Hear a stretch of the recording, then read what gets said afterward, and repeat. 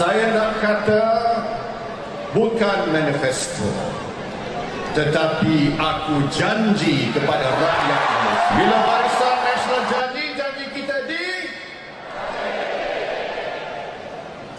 Saya juga ingin memberi jaminan bahawa kita akan mengkotakan semua kata-kata kita dan janji-janji kita akan tunaikan supaya rakyat tidak perlu sanksi.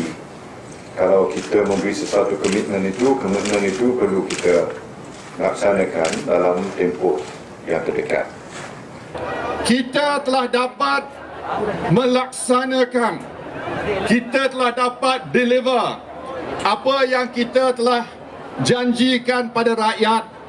Sebab itulah tema perhimpunan kita, janji ditepati.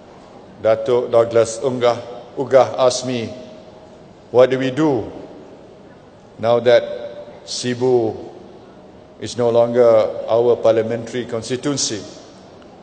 But my response to Datuk Douglas Ugah that whatever we have promised to the people of Sibu, we must deliver to them. Sebagai sebuah kerajaan, kita sentiasa bersikap bertanggungjawab.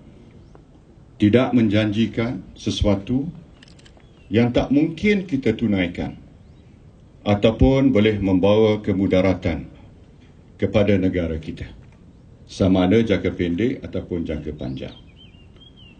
It's the party that has got the best track record in terms of delivering to the rakyat. Bila kita pilih tema janji ditepati, bukan saja janji kerajaan untuk menentukan kestabilan, kemakmuran, kesejahteraan, tetapi janji rakyat. Kejayaan negara kita ini merupakan perkongsian di antara rakyat dan kerajaan. It is about what you can do for the people and rakyat today and the future that matters. Kita tak main politik populis. Kita main politik yang bertanggungjawab.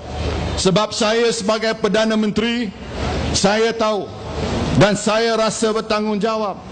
Kalau saya nak buat sesuatu, nak janji sesuatu, saya mesti tahu bahawa kerajaan mampu melakukan sesuatu. Saya tidak mahu orang kutuk saya nanti sebab saya tak menunaikan janji saya. Dan Alhamdulillah hari ini kita telah dapat menepati janji. Sebagai kerajaan, kita patut jangan create problem. Betul tuan-tuan? Kita patut menyelesaikan problem. Betul tuan-tuan? Masalah air, masalah kuil, masalah sampah sarap.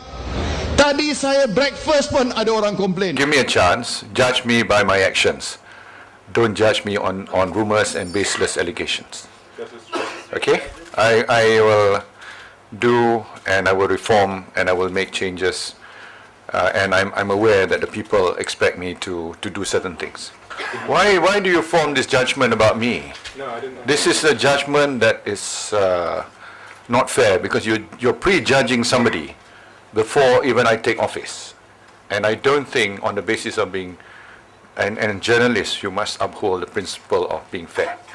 And you're not being fair if you prejudge somebody. Please judge me by my actions. Could you then describe how you... My actions will come in due course. I have not even taken office yet.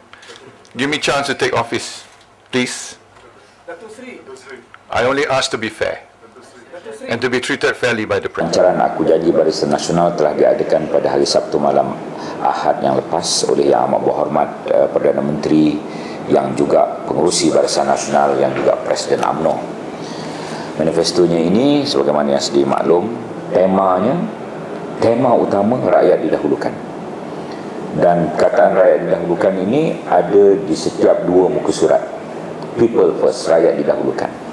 Dan tema satu lagi yang menjadi tajuknya, menepati janji membawa harapan.